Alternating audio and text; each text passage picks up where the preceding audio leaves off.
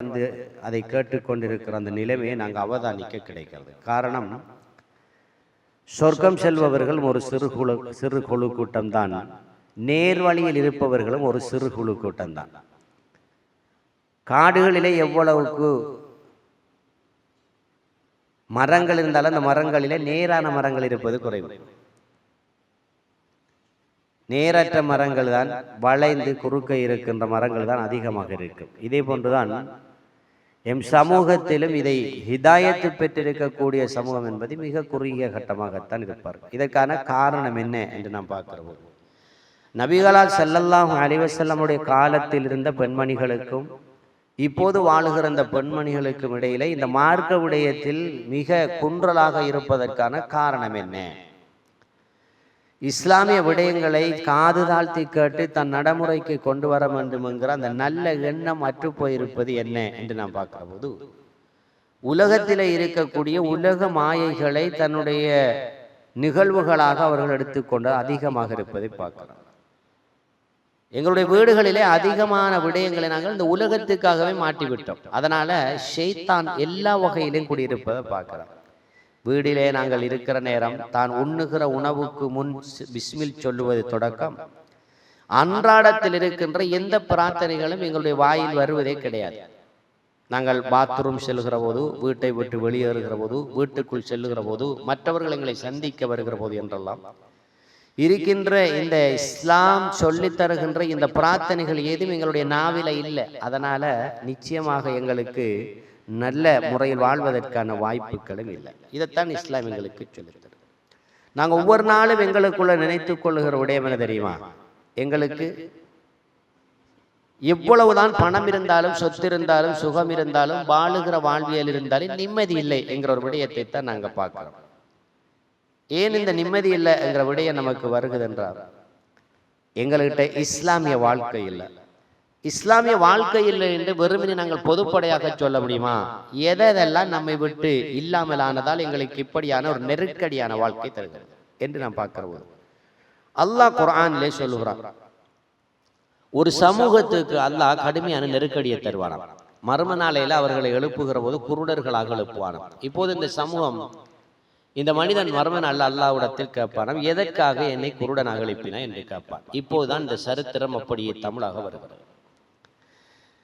அல்லாஹ் குர்ஆனிலே சொல்லும் போது, நாங்கள் மர்ம நாளையில யௌம யஹ்ஷரு யௌமல் கியாமத்தி அமா, இந்த குர்ஆன் வசனத்தை அல்லாஹ் சொல்கிற போது மர்ம நாளையில சிலரை நாங்கள் குருடர்களாக எழுப்புவோம். அப்போது இந்த மனிதன் கேட்பான், யா அல்லாஹ், உலகத்தில் நாம் வாழுகிற போது அழகாக கண்டறிந்தது, எங்களுடைய அவயமெல்லாம் அப்படியே இருந்தது தானே, எதற்காக என்னை குருடனாக எழுப்பினாய் என்று அல்லாஹ் அந்த இடத்தில் அந்த மனிதன் அல்லாஹ்விடத்தில் கேட்பான். அப்போது அல்லாஹ் சொல்வானாம், உலகத்தில் வாழுகிற போது இந்த குர்ஆன் இருந்தது, என்னுடைய நபியின் தூதருடைய வழிபாடுகள் இருந்தது, இதையெல்லாம் கண்டுகொள்ளாமல் நீ இருந்தீரே, அதற்காகத்தான் இந்த உலகத்தில் உன்னை நான் குருடாக எழுப்புகிறேன் என்று அல்லாஹ் சொல்வான். இந்த நிலைமை யாருக்கு கிடைக்க போகுது தெரியும்? இந்த உலகத்தில் வாழுகிற போது குர்ஆனை ஒரு நாளும் தொடுவதும் கிடையாது, அதை பார்ப்பதும் கிடையாது, ஓதுவதும் கிடையாது, மற்றவர்கள் ஓத கேட்பதும் கிடையாது. இப்படியான பயான் நிகழ்வுகள் நடத்துகிற போது அதற்கு சமூகம் அளிப்பதும் கிடையாது, அதை செவிதாழ்ப்பதும் கிடையாது. தாம் நல்ல முறையிலே அவைகளை எடுத்து நடைமுறைப்படுத்த வேண்டும் என்கிற அந்த எண்ணமும் கிடையாது. இஸ்லாத்தின் பால் இருக்கின்ற எந்த ஒரு நலவையும் தன் காதாலும் கண்ணாலும் வாங்கி கொள்ளாத ஒருவரும் மர்ம நாளையில் அல்லாஹு ரப்புல் ஆலமீன் சொல்கிறான், உலகத்தில் வாழ்கிற போது அவர்களுக்கு நெருக்கடியான வாழ்வை கொடுப்போம், எந்த விதமான சந்தோஷம் ஒரு இடத்தில் இருக்க மாட்டது, ஒவ்வொரு நாளும் துக்கத்திலேயே இருப்பார்கள். இப்படியான மிக நெருக்கடியான வாழ்க்கை கொடுப்போம். மர்ம நாளையிலே அவர்கள் எழுப்புகிற போது கண் தெரியாதவர்களாக நாங்கள் எழுப்புவோம். அப்போது அந்த அடியான் கேட்பான், ஏனென்று நாம் சொல்லுவோம், நீ உலகத்தில் வாழுகிற போது என்னை கைவிட்டு விட்டாய், மறு உலகத்தில் வாழுகிறது உன்னை நான் கைவிட்டு விட்டேன் என்று அல்லாஹ் கைவிட்டு விடுவான். இப்படி நமது சமூகத்துக்கு நாம் உரத்து சொல்ல வேண்டிய விடயமே இதுதான். இந்த உலகத்தில் நெருக்கடியான வாழ்க்கையும் மறுலோகத்திலும் நெருக்கடியான வாழ்க்கையும் தரக்கூடிய இந்த விடயத்தை நாங்களாக தேர்ந்தெடுத்து நெருக்கடியான ஒரு வாழ்க்கையிலே வாழ்ந்து கொண்டிருக்கிறோம். இதற்கு காரணம் முதலாவது தஸ்பீஹ் என்கின்றதை விட்டிருக்கிறோம். எங்கட நாவில எந்த விதமான தஸ்பீகளும் இல்லை. ஒரு நாளைக்கு ஒரு மனிதன் சுமார் 80 தடவை அல்லது 100 தடவை சுப்ஹானல்லாஹி வ பிஹம்தி என்றால் அந்த தஸ்பீஹ் அவன் செய்திருக்கக்கூடிய கடல் நுரையளவு பாவம் என்றாலும் மன்னிக்கப்படும் என்ற செய்தியை நபிகளார் ஸல்லல்லாஹு அலைஹி வஸல்லம் சொன்னார்கள். சுப்ஹானல்லாஹி வ பிஹம்தி, ஒரு சிறிய துஆ. இந்த துஆவை நம் நாவினால் நாம் ஒரு நாளைக்கு 100 தடவை அல்லது 80 தடவை நாம் ஒழிந்து விட்டால் நிச்சயமாக எங்களுக்கு கடல் நுரையளவு பாவம் இருந்தாலும் மன்னிக்கப்படும். ஆனால் எங்களுடைய நாவிலே அந்த தஸ்பீஹ் இல்லை. காலையில் எழுந்தது முதல் அவர் தூங்குகின்ற வரைக்கும் அவர் பேசுகிற பேச்சுக்களை கணக்கிட்டு எழுத்து வடிவில் எடுப்போமாக இருந்தால் லட்சக்கணக்கில் பேச்சுவார்த்தைகளை பேசியிருப்போம். லட்சக்கணக்கில் மற்றவர்களோடு என்னென்னவெல்லாம் நாங்கள் பேசியிருப்போம். ஆனால் இத்துணையில் வடித்தெடுத்தால் எத்தனை அல்லாஹ்வுக்கு பொருத்தமான தஸ்பீஹ்களை செய்திருப்போம். நாம் எதிலும் இல்லை. யாருடைய நாவில் தஸ்பீஹ் இல்லையோ அவருக்கு நெருக்கடியான வாழ்க்கை கிடைக்கும். யாருடைய நாவில் பிரார்த்தனைகள் இல்லையோ அவர் நிச்சயமாக அவருக்கு நெருக்கடியான வாழ்க்கை கிடைக்கும். எனவேதான் ஒரு மனிதன் வாழுகிற போது தஸ்பீஹோடு அவன் இருக்க வேண்டும் என்பதற்காகத்தான் இஸ்லாம் நமக்கு வழிவகுத்து சொல்கிறது. எப்படி என்றால், உன் வாழ்க்கையில் இருக்கின்ற ஒவ்வொரு பக்கத்திலும் தஸ்பீஹ் இருக்கிறது, அதை விட்டு விட வேண்டாம். எப்படி? காலையில் எழுந்து விட்டால் அல்ஹம்துலில்லாஹி அல்லதி அஹ்யானா பஅதமா அமாதனா வ இலைஹின் நுஷூர், இந்த துஆவை கட்டாயம் ஓதியாக வேண்டும். அதாவது தூங்கி எழும்பியவுடன் எழும்புகிற இந்த துஆ, தூங்கி எழும்பியவுடன் இருக்கிற இந்த துஆவை இன்றைய நாள் நாம் இருக்கிற நாமும் அல்லது இதை ஒலிவாங்கில் கேட்டுக் கொண்டிருப்பவர்கள் எத்தனை பேர் ஓதியிருப்பார்கள்? அன்புக்குரிய சகோதரர்களே, தஸ்பீஹ் இல்லை. நபிகளார் ஸல்லல்லாஹு அலைஹி வஸல்லம் அவர்கள் இந்த துஆவை கற்றுத்தந்ததன் மிக முக்கியமான காரணம், காலையில் எழும்புகின்ற ஒருவன் ஷைத்தானிலிருந்து பாதுகாப்பு பெற்று நல்லதொரு வாழ்க்கைக்காக தன்னை தயார்படுத்துகின்ற முதலாவது ஓதுகின்ற இந்த துஆ. யார் இந்த துஆவை ஓதவில்லையோ அவனோடு அன்றைய நாள் முழுமையாக ஷைத்தான் இருந்து கொண்டிருக்கிறான். அல்ஹம்துலில்லாஹி அல்லதி அஹ்யானா பஅதமா அமாதனா வ இலைஹின் நுஷூர் என்று சொல்லுகிற இந்த துஆவை யார் ஓதவில்லையோ அன்றைய முழுமையான நாளும் ஷைத்தானோடு அவன் இருந்து கொண்டிருக்கிறான். அடுத்த நாள் ஓதவில்லை என்றால் அடுத்த நாளும் ஷைத்தான். இப்படி இந்த துஆவை ஓதாதவர்களோடு ஷைத்தான் குடியிருக்கிறான் என்ற செய்தி அல்லவா இஸ்லாம் சொல்லி காட்டுகிறது. ஒரு மனிதன் காலையிலே எழுந்தது முதலிலே அவர் எழும்பி இந்த துஆவை ஓதிவிட்டால், வுளு செய்து விட்டால், தொழுது விட்டால், அன்றைய நாள் அவனின் உணவை, அவனுடைய பாதுகாப்பை, அவனுடைய அத்துணையையும் அல்லாஹ் ரப்பல் ஆலமீன் பொறுப்பேற்றுக் கொள்கிறான். பாருங்கள், நெருக்கடியான வாழ்க்கை ஒன்று இல்லாமல் இருக்க என்னென்ன முறைமைகளை கையாளப்படுகிறது. இதுதான் ஒரு மனிதனுக்கு பாதுகாப்பு கொடுக்கின்ற விதத்தில் அல்லாஹ்வுடைய தூதர் ஸல்லல்லாஹு அலைஹி வஸல்லம் அவர்கள் ஒருவர் தூங்கி எழும்புகின்ற முதல் அவருக்கு கிடைக்கக்கூடிய பெரியதொரு வெற்றி இந்த துஆவை கட்டாயமாக ஓதிக்கொள்ளும். எத்தனை பேருக்கு இந்த துஆ பாடமாக இருக்கிறது? செவியரலில் கேட்கின்ற சினிமா பாடல்கள் எத்தனை பேருக்கு மனநம் இருக்கிறது? இது தவிர இந்த உலகத்தில் இருக்கின்ற வழக்காற்று சொற்கள் எத்தனையோ தன்னுடைய மனதில் இருக்கிறது. ஆனால் அவருடைய நாவில் இந்த துஆவும் இல்லை. காலையில் எழும்பியவுடன் இதை ஓதுவதே கிடையாது. அதிகமானவர்களிடத்தில் இல்லை. நாம் சிந்திக்க கடமைப்பட்ட விடயம் என்ன தெரியுமா? ஷைத்தானை விட்டும் பாதுகாத்து நல்ல முறையில் வாழ்வதற்கான அந்த வாழ்வியலை இலகுவான முறையில் அல்லாஹ்வுடைய தூதர் வழிகாட்டி தர, அந்த விடயத்தில் முதற்கண் ஓதுகின்ற அந்த பிரார்த்தனையே நமக்கு மரணம் இல்லை என்றால் இவ்வளவு மிக நஷ்டத்தில் நாம் இருந்து கொண்டிருக்கிறோம் என்று பாருங்கள். எனவேதான் ஒரு மனிதனுக்கு இருக்கக்கூடிய தன்னுடைய தலையிடிக்கு, தனக்கு இருக்கின்ற அந்த மன உளைச்சலுக்கு முதற்காரணம் அவனுக்கு பிரார்த்தனை இருக்க வேண்டும். அந்த பிரார்த்தனை இருந்தால் எப்போதும் அவனுக்கு அழகான பாதுகாப்பை அல்லாஹ் ரப்பல் ஆலமீன் கொடுப்பார். நீங்கள் மலை பகுதிக்கு சென்றால், மலையை கண்டால், பள்ளத்தில் சென்றால் அல்லது பாதுகாப்பற்ற ஒரு இடத்துக்கு சென்றால், எந்த சந்தர்ப்பத்தில் நீங்கள் பார்க்கிற நேரத்தில் எல்லாம் உங்களுக்கு துஆ இருக்கிறது. அந்த துஆவை நாங்கள் மனநமிட்டதும் கிடையாது, நாவிலே அது வந்துடுவதும் கிடையாது. பெருமானார் ஸல்லல்லாஹு அலைஹி வஸல்லம் சொன்னார்கள், மலையை பார்க்கிற போது இவ்வளவு பெரிய பிரம்மாண்டமான ஒரு மலையை அல்லாஹ் படைத்திருக்கிறாய் என்ற அந்த பிரமிப்போடு நீங்கள் சுப்ஹானல்லாஹ் என்ற சொல்லை நாம் சொல்ல வேண்டும். அல்லது ஆச்சரியமான ஒரு செய்தியை பார்க்கின்றோம், எனக்கு மிகவும் ஆச்சரியமாக இருக்கிறது அந்த செய்தியை பார்க்கிறது, அந்த விடயத்தை அல்லது பொருளை நாம் பார்க்கிற நேரத்தில் மாஷா அல்லாஹ் என்ற அந்த விடயத்தோடு சந்தோஷமாக நாம் பார்த்து விட்டால் நிச்சயமாக அதுதான் துஆ. அதற்குரியதை நீங்க நாங்க பார்க்கிறோம். நான் நடந்து செல்லுகிற நேரத்தில் என்னுடைய கால் ஏதோ ஒரு கல்லிலோ அல்லது கட்டையிலோ தட்டிவிட்டது, எனக்கு ஏற்பட்ட ஒரு நோவோடு அந்த நேரத்தில் இன்னா லில்லாஹி வ இன்னா இலைஹி ராஜிஊன் என்ற துஆவை நாம் ஓதிக்கொள்ள வேண்டும். இப்படி எந்த கோணத்தை பார்த்தாலும் நமக்கு இருக்கின்ற ஒவ்வொன்றுக்கும் துஆ தான் இருக்கிறது. யாராவது நமக்கு ஒரு ஹிபத்தை தந்து விட்டால், கையில இதோ நீங்க இது உங்களுக்காக நான் தருகிறேன் தந்து விட்டால், அல்லாஹ்வுக்காக நாம் அவருக்காக துஆ செய்வோம். ஜஸாக்கல்லாஹு கைரா என்பது ஒரு துஆ. நாம் நினையா புரட்டாக அல்லாஹ் ரப்புல் ஆலமீன் எதையாவது ஒன்றை தந்து விட்டானா அல்ஹம்துலில்லாஹ் அல்ஹம்துலில்லாஹி ரப்பில் ஆலமீன், அது ஒரு துஆ. நாம் ஒருவரை கண்டு விட்டோமா, அஸ்ஸலாமு அலைக்கும் வரஹ்மத்துல்லாஹி வபரகாத்துஹு, அது ஒரு துஆ. நம் எதிரியை கண்டாலும் கண்டவனை கண்டாலும் காணாதவர்களை கண்டு கொண்டாலும் பாதையால் செல்லுகிற நேரத்திலோ அல்லது நம் வீட்டுக்கு வருகிற நேரத்திலோ அல்லது வீட்டுப்புறத்தில் யாரையாவது கண்டுவிட்டால் முதலில் வாயிலிருந்து வருகிற துஆ அஸ்ஸலாமு அலைக்கும் வரஹ்மத்துல்லாஹி வபரகாத்துஹு, இதுவும் ஒரு துஆ. இவைகளெல்லாம் எந்த அளவுக்கு நம்மை பாதுகாக்கும் என்று இஸ்லாம் சொல்லுகிறது. மன உளைச்சலை, உள்ளத்தில எந்த விதமான சங்கடமும் இல்லாமல் வாழ வேண்டும் என்றால் முதலில் வாயில் பிரார்த்தனை இருக்க வேண்டும். அந்த பிரார்த்தனை கொண்டு போதும். இந்த பிரார்த்தனை எப்படியான பாதுகாப்பை எல்லாம் தெரியுமா நமக்கு? உலகத்துல இந்த பிரார்த்தனை எந்த அளவுக்கு ஒரு மனிதனுக்கு பாதுகாப்பு தரும் என்று பார்க்கிற போது, நும்ருத் என்ற மன்னனின் ஆட்சியில் ஒரு சம்பவம் இடம்பெறுகிறது. அந்த ஆட்சியில ஒரு பையன், அந்த ஆட்சியின் அரச தர்பாரில ஒரு சூனியக்காரன் இருக்கிறான். அந்த சூனியக்காரன் வயது முதிர்ந்த அந்த நேரத்தில் அந்த இடத்துக்கு இன்னும் ஒருவரை சூனியத்துக்கு பழக்க வேண்டும் என்று சொல்கிறான் அரசர் தர்பார். அப்போது அந்த அரசனிடத்தில் கேட்கிறார், ஒருவரை தாருங்கள், அவரூடாக நான் இந்த அரச தர்பாரிலே சூனியத்தை நான் படிப்பிக்கிறேன். ஒரு பையன் கொடுக்கப்படுகிறது. அவன் ஒரு சாலிகான பையன். அந்த பையனை எடுத்துக்கொண்டு அவர் சூனியத்தை கற்பிக்க செல்கிறார். இந்த நேரத்தில் இடையிலே ஒரு பாதிரி கண்டுகொள்கிறார் அந்த பையனை. அந்த பையனை பார்த்து கேட்கிறார், எங்கே செல்கிறீர் என்று கேட்டார். அப்போது அவர் சொன்னார், நான் இப்படி சூனியம் கற்பதற்காக இன்னாரிடத்தில் செல்கிறேன். அந்த நேரத்தில் அந்த பையனை பார்த்து பாதிரி சொல்லிக் கொடுக்கிறார், நீ எந்த சூனியமும் சொல்ல வேண்டிய அவசியம் இல்லை, உன் ரப்பனுடைய பெயரை போட்டு சொல்லிவிட்டால் போதும், எல்லாமே சூனியம் எல்லாம் தவிடுபொடியாகிவிடும். அதாவது பிஸ்மில்லா என்ற சொல்லை நீ பயன்படுத்தி கொண்டால் யாரும் உன்னிடத்தில் உன் பாதுகாப்பை உடைக்க முடியாது, நீ சூனியம் கற்க வேண்டிய அவசியம் இல்லை என்று அந்த பாதிரியார் சொல்லிக் கொடுக்கிறார்.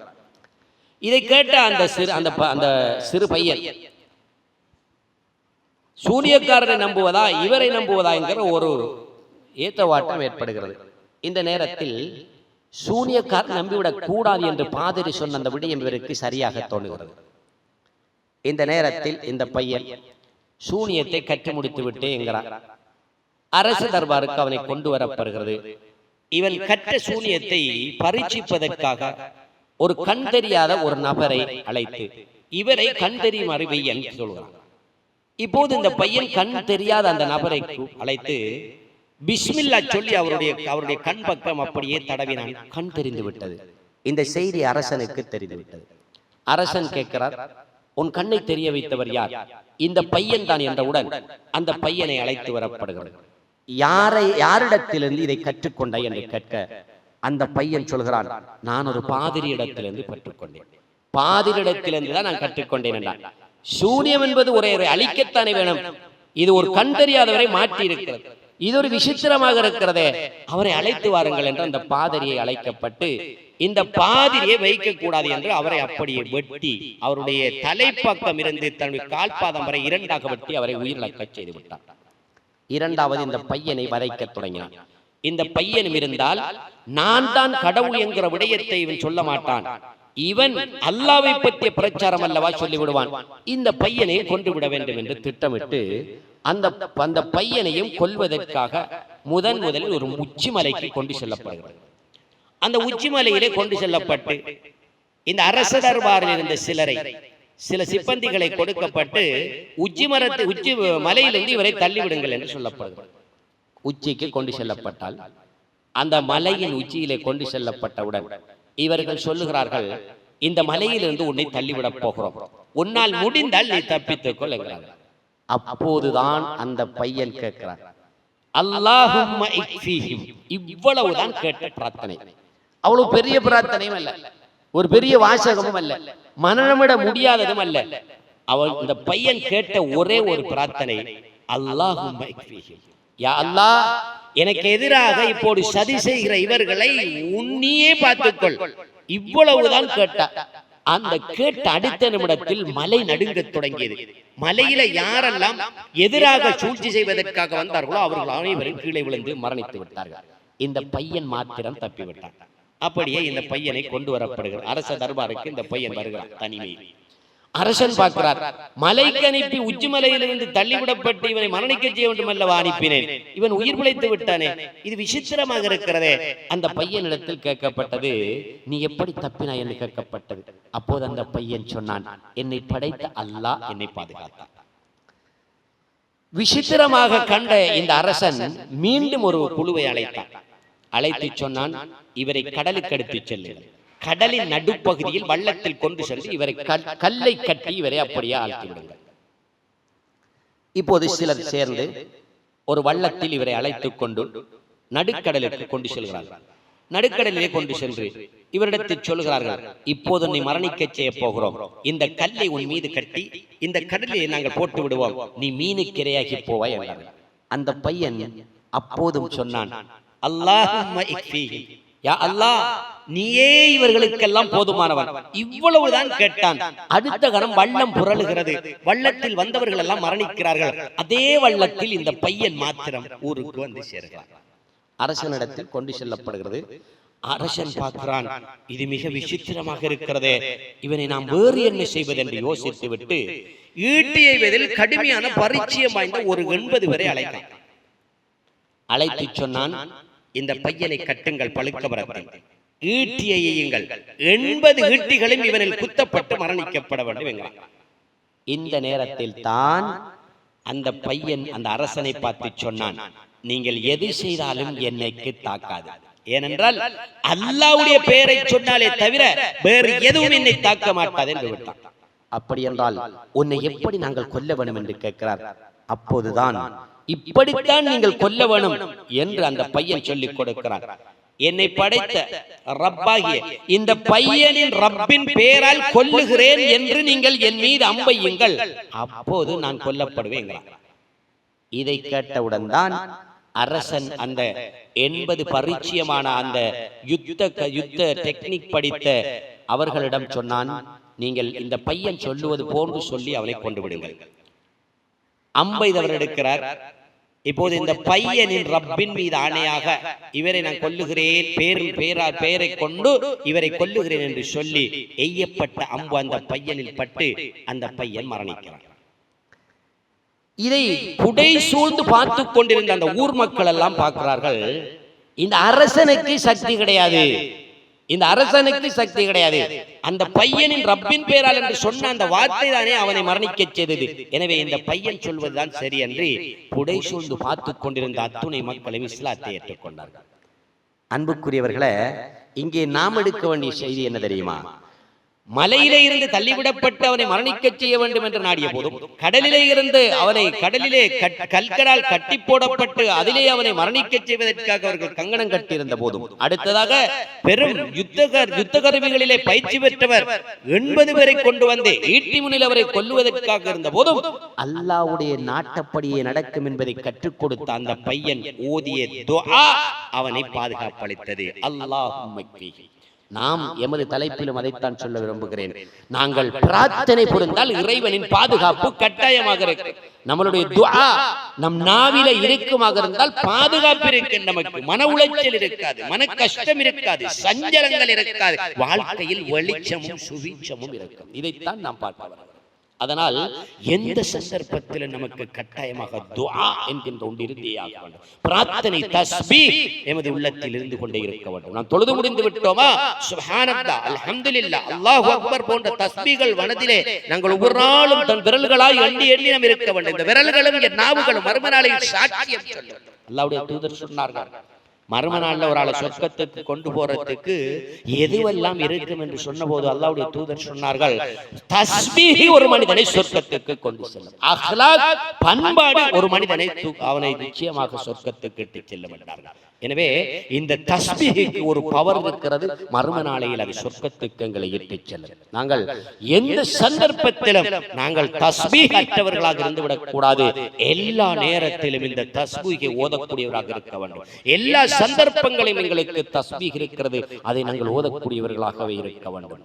அன்புக்குரிய சகோதரிகளே, நாம் மீட்டி மீட்டி சொல்ல வருகிற விடயம், எம் உள்ளத்தில் சஞ்சலமற்ற ஒரு வாழ்க்கை வாழ வேண்டும் என்றால், எங்கள் உள்ளத்திலே எந்த விதமான உளநோயும் இல்லாமல் இருக்க வேண்டும் என்றால், எங்களுக்கு இஸ்லாம் சொல்லுகிற மிக முக்கியமான ஒரு வழி தஸ்பீஹ். இந்த தஸ்பீஹ் கட்டாயமாக நமக்கு இருந்தே ஆக வேண்டும். எந்த சந்தர்ப்பம்? நபிகளார் ஸல்லல்லாஹு அலைஹி வஸல்லம் காலத்தில் அதிகமான விடயங்களை அங்க பார்க்கிறோம். இதற்கு முன்னுள்ள சில வரலாறுகளை நாங்க பார்க்கிறோம். இப்ராஹிம் அலைஹிஸ்ஸலாத்து வஸ்ஸலாம் அவர்களை நெருப்பிலே போட்டு அப்படி அவர் எரித்து விட வேண்டும் என்று கங்கணம் கட்டியவர்கள் சுமார் ஒரு மாடி அளவுக்கு நெருப்பை அவர்கள் அப்படியே தீனா மூட்டுகிறார்கள். அப்படி அவரை தூக்கி வீசுவதற்காக இருக்கிற நேரத்தில் அவர் கேட்ட ஒரே சிறியதொரு பிரார்த்தனை அவரை அப்படியே தீயிலிருந்து பாதுகாக்கிறது. என்ன கேட்கிறார்? ஹஸ்பி அல்லாஹு வ நிஅமல் வக்கீல். இவ்வளவுதான் அவர் கேட்ட துஆ. நெருப்பு என்றால் ஒரு மரத்தை எரிக்க வேண்டும் அல்லவா? நெருப்பு குளிராக முடியுமா?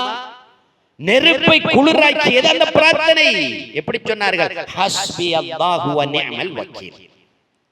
என் வீட்டிலே கடுமையான கஷ்டம், உணவு சமைக்க முடியவில்லை, உறங்க முடியவில்லை, கடுமையான பசிபட்டனியோடு வாழ்கிறேன், வசதி வாய்ப்பற்றிருக்கிறது, உழைக்க முடியவில்லை, நோய் நொம்பலத்தோடு வாழ்கிறேன், சஞ்சலத்தோடு வாழ்கிறேன், என்னால் எந்த வகையிலும் பொருளாதாரத்தை ஈட்ட முடியாதே, என் குடும்பத்தில் இருக்கிற சிக்கலை எப்படி நான் போக்குவது என்று மனசஞ்சலத்தோடு இருக்கிற நேரத்தில் நீங்கள் ஒரு முறையாவது ஹஸ்பி அல்லாஹு வ நிஅமல் வக்கீல் என்று சொல்லி பாருங்கள்.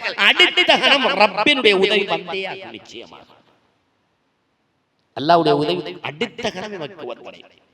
இதைத்தான் நாம் சொல்லுகிறோம். அன்புக்குரிய சகோதரிகளே, தஸ்பீஹ் எங்களுக்கு கட்டாயமாக இருக்க வேண்டும். நாவிலே அது இறுக்கமாக இருந்தால் பாதுகாப்பு பலம் என்பது எங்களுக்கு தாமாக வந்துவிடும் என்ற செய்தியைத்தான் நாங்கள் பார்க்கிறோம். நபிகளார் ஸல்லல்லாஹு அலைஹி வஸல்லம் பத்ரு போர்க்களத்தில் இறங்கியவுடன் தான் பார்க்கிறார்களாம்.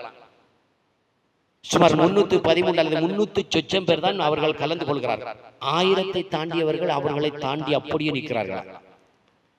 சில சகாபாக்கள் அவர்களுக்குள் பேசிக் கொள்கிறார்களாம், யார் ரசூலல்லாஹ், நாங்கள் குறுகிய கூட்டம் நின்று கொண்டிருக்கிறோம், ஒரு பெரும் கூட்டம் அல்லவா எங்களை சூழ்ந்து கொண்டிருக்கிறது என்ற நேரத்தில் அல்லாஹ்வுடைய தூதர் ஸல்லல்லாஹு அலைஹி வஸல்லம் அவர்கள் அத்துணை பேரையும் அழைத்து சொல்கிறார்கள், நீங்கள் யாரும் பயப்பட வேண்டியதிலே அல்லாஹ் ரப்புல் ஆலமீனுடைய பாதுகாப்பு இருக்கிறது என்று அவர்களை யுத்த முனைக்கு அனுப்பிவிட்டு தன் 2 கைகளையும் அப்படியே வானத்தின்பால் உயர்த்தினார்கள்.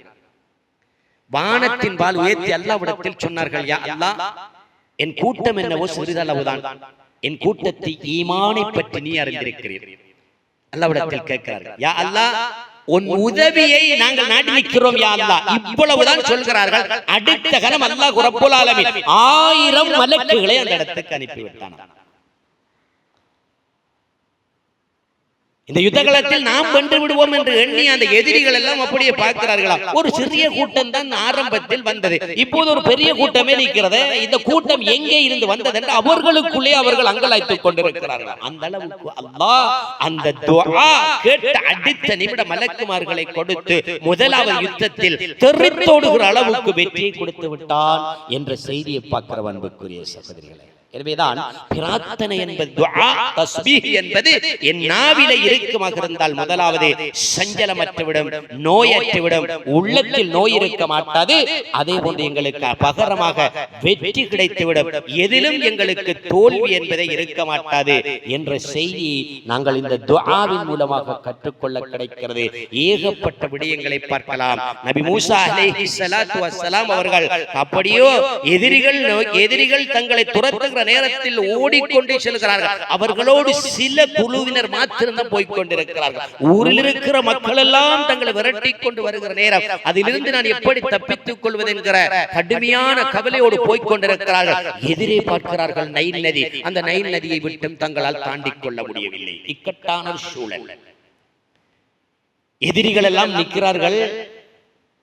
தான் வந்த வழி மாறி திரும்ப போனால் எதிரிகள் கொண்டு விடுவார்கள், அல்லது என் வழியை நான் மீட்டி எடுப்பேன் என்றால் நைல் நதி இருக்கிறது, எப்படி செல்வது, செல்ல முடியாதே என்று கேட்கிறார்கள். அல்லாஹ் ரப்புல் ஆலமீனிடத்திலே கேட்கிறார்கள், யா அல்லாஹ், நீயே இதற்கு பாதுகாப்பானவர், நானோ அடியான் தான், உன்னுடைய அடியான் நான், என்னை பாதுகாப்பது உன்னை தவிர வேறு யாரும் இல்லை என்று கேட்டு அந்த பிரார்த்தனையின் அடுத்த கணம் அல்லாஹ் ரப்புல் ஆலமீன் சொன்னான், மூசா அலைஹிஸ்ஸலாத்து வஸ்ஸலாம் அவர்களை உன் கையில் இருக்கிற கம்பினால் அடித்துவிடு என்றால் அடிக்கப்படுகிறது. கடலிலே பிளந்து பாதைகள் உருவாக்கப்படுகிறது. சுப்ஹானல்லாஹ். அந்த பாதையால் அவர்கள் கரையேறி செல்லுகிறார்கள். எதிரிகளும் அதை பாதை என்று நம்பி வருகிறார்கள். அந்த பாதையின் உள்ளே கடலில் உள்ளே அவர்கள் மாட்டிக்கொண்டார்கள் என்ற செய்தி அல்லாஹ் குர்ஆனிலே சொல்லுகிறார். அப்ப இந்த தஸ்பீஹுக்கு அல்லாஹ் கொடுத்த ஒரு மிகப்பெரிய பெருமதி என்ன தெரியும், பெருமானம் என்ன தெரியுமா? கடலாக இருந்தது அதை கரையாக மாற்றுகிற ஒரு சம்பவத்தை அல்லாஹ் குர்ஆனிலே சொல்லுகிறானே, இது யாருக்கு கொடுக்கப்பட்டது? அந்த குர்ஆன் சொல்லுகிற அந்த வார்த்தை தஸ்பீஹுக்கு முன்னுரிமை கொடுக்கிறார். அந்த இடத்தில் நீ பிரார்த்தித்து விடு, நீ கேட்கிற பிரார்த்தனை உனக்கு வெற்றியை தந்து விடும். எதிரிகளின் கண்களை மூடும், எதிரிகளின் கண்களை மறைக்கும், அவருடைய கல்புகளை மாற்றிவிடும் என்று அல்லவா இந்த துஆவுக்கும் இந்த பிரார்த்தனைக்கும் அல்லாஹ்வுடைய தூதரும் அல்லாஹ் உமக்கு காட்டிய வழிபாடுகள் இருக்கிறது. இது எம் நாவுகளிலே ஒவ்வொரு நாளும் இருக்க வேண்டும். நான் உணவு சமைக்கிற நேரம், ஒவ்வொருபட்ட விடயங்கள் செய்கிற நேரத்தில் எல்லாம் கைகளால் சுப்ஹானல்லாஹ் சுப்ஹானல்லாஹ் அல்ஹம்துலில்லாஹ் அல்லாஹு அக்பர் போன்ற இந்த பிரார்த்தனைகள் வாயிலே இருந்து கொண்டுதான் இருக்க வேண்டும். ஒரு முறை ஃபாத்திமா ரலியல்லாஹு தஆலா அவர்கள் தன் வீட்டுக்கு வருகிறார்கள். தன் தந்தையை சந்திப்பதற்காக வருகிறார்கள். தந்தை அந்த நேரம் இல்லை. ஆயிஷா ரலி அவர்களை பார்த்து சொன்னார்கள், எங்கே என்று கேட்கிறார்கள். அவர்கள் சொன்னார்கள், பிரச்சார பகுதிக்காக வெளியே சென்றிருக்கிறார்கள். வந்தவுடன் வரட்டும் என்று விட்டு வீட்டுக்கு போய்விட்டார்கள். பெருமானார் ஸல்லல்லாஹு அலைஹி வஸல்லம் அவர்கள் சற்று இருள் சூழ்ந்த நேரத்தில் வீட்டுக்கு வர நேரம் ஆயிஷா ரலியல்லாஹு தஆலா சொல்லுகிறார்கள், உங்களுடைய மகள் ஃபாத்திமா வந்து விட்டுச்சுங்கிறார். ஃபாத்திமாவிடத்தில் கேளுங்கள் என்கிறார். ஃபாத்திமா ரலியல்லாஹு தஆலா அவர்களை சந்திப்பதற்காக பெருமானார் அவர்கள் வீட்டுக்கு வர்றாங்க. வீட்டுக்கு வந்து எந்த விதமான ஆன்சர் பதிலும் சொல்லவில்லை. சொன்னார்கள், ஃபாத்திமாவே, உனக்கு ஒரு விடயத்தை கற்றுத் தருகிறேன். அந்த விடயம் இந்த உலகத்தில் நீ வாழுகின்ற வரைக்கும் உனக்கு பாதுகாப்பாக இருக்குங்கிறார்கள். ஃபாத்திமா ரலியல்லாஹு தஆலா அவர்கள் எந்த பேச்சும் பேசவில்லை. அலி ரலி அவர்களும் வீட்டில் இருக்கிறார்கள். இருக்கத்தக்க நிலைமையைத்தான் அல்லாஹ்வுடைய தூதர் சொன்னார்கள், நீ தூங்குவதற்கு முன்னால் சுப்ஹானல்லாஹ் 33 தடவை, அல்ஹம்துலில்லாஹ் 33 தடவை, அல்லாஹு அக்பர் 33 தடவை சொல்லிவிட்டு தூங்கு. இந்த உலகத்தில் யாரும் உனக்கு எதுக்கும் தேவைப்படாது. உனக்கு பாதுகாப்பை, உனக்கு உறுதிமிக்க ஒரு வாழ்க்கையை தரக்கூடியது இந்த துஆ என்று சொல்லிவிட்டு அல்லாஹ்வுடைய தூதர் ஸல்லல்லாஹு அலைஹி வஸல்லம் போய்விட்டார்கள். இப்போதான் அந்த ஹதீஸ் விளக்கம் சொல்லுகிறது. ஃபாத்திமா ரலி அவர்கள் ஆயிஷா ரலி அவரிடத்தில் வீட்டுக்கு வந்ததன் காரணம் என்ன தெரியுமா? தான் வீட்டிலே வேலைக்காரிகள் யாரும் இல்லை, தாமாக தனிமையில் எல்லா வேலைகளையும் செய்தால் கைகள் எல்லாம் கரக்கட்டாகிவிட்டது. என் வேலையை நான் மட்டும் செய்து கொண்டிருக்கிற இந்த நிலைமையில் யுத்தகலத்தில் பிடிபடுகிற யாராவது ஒரு அடிமையை எனக்கு தரலாம் அல்லவா? ஏன் நீங்கள் எனக்கு தரக்கூடாது என்று கேட்பதற்குத்தான் ஃபாத்திமா ரலி அவர்கள் வீடு நோக்கி வந்திருந்தார்கள். அல்லாஹ்வுடைய தூதர் அதற்கு வழி சொல்ல என்ன வந்தார்கள், அப்படி யாரிலே வீட்டுக்கு உனக்கு உதவிக்கு தேவையில்லை, உனக்கு உதவி தேவை என்றால், பாதுகாப்பு தேவை என்றால், உனக்கு நல்ல உறுதியான நம்பிக்கை தேவை என்றால், நல்ல முறையில் சஞ்சலமற்ற உனக்கு வாழ்வு தேவை என்றால் தஸ்பீகை செய்து கொள் என்ற செய்தியை இவ்வளவு அழகாகவும் சூசகமாகவும் பெருமானார் ஸல்லல்லாஹு அலைஹி வஸல்லம் அவர்கள் வீட்டுக்கு வந்து சொல்லிவிட்டு சென்றார்கள். எனவே அன்புக்குரிய சகோதரர்களே, நாம் எங்களுடைய வாழ்வில் எந்த நேரமும் எந்த சந்தர்ப்பத்திலும் வீட்டிலே இருக்கிற நேரம், பிரயாணத்தில் செல்லுகிற நேரம், மற்றவர்களோடு பேசிக் கொண்டிருக்கிற நேரம் என்று நாங்கள் வெட்டி பேச்சுகளை தவிர்ப்போம். தேவையற்ற விடயங்களை தவிர்த்துவிட்டு எங்களுடைய நேரத்தில் நாங்கள் தஸ்பீஹ்களை அதிகம் செய்வோம். இந்த தஸ்பீஹ்கள் எங்களுக்கு பாதுகாப்பு தரும், வெற்றியை தரும், மனதில் உறுதியை தரும், வாழ்க்கையிலே நல்ல முறையில் வாழ்வதற்கான வழிவகைகளை செய்யும். எல்லாம் வல்ல அல்லாஹ் எம் அனைவருக்கும் அருள் புரிவானாக. நல்ல வழிபாடுகளை செய்யக்கூடிய சந்தர்ப்ப சூழலை ஏற்படுத்துவானாக. நாவிலே தஸ்பீஹ் இருந்தால் மறும நாளில் அது மீசானை எங்களுக்கு அதிகரிக்கும். அந்த மீசானுடைய அந்த பாரத்தை அதிகரிக்க செய்து எங்களை சொர்க்கத்துக்கு காக்கும் என்கிற அந்த விடயத்தையும் கூறி எல்லாம் வல்ல அல்லாஹ் எனக்கும் உங்களுக்கும் அவனுடைய அந்த பிரார்த்தனையோடு வாழுகிற அந்த வாய்ப்பை தந்தருள்வானாக. வ ஆகிரு தஅவதி அல்ஹம்துலில்லாஹி ரப்பில் ஆலமீன்.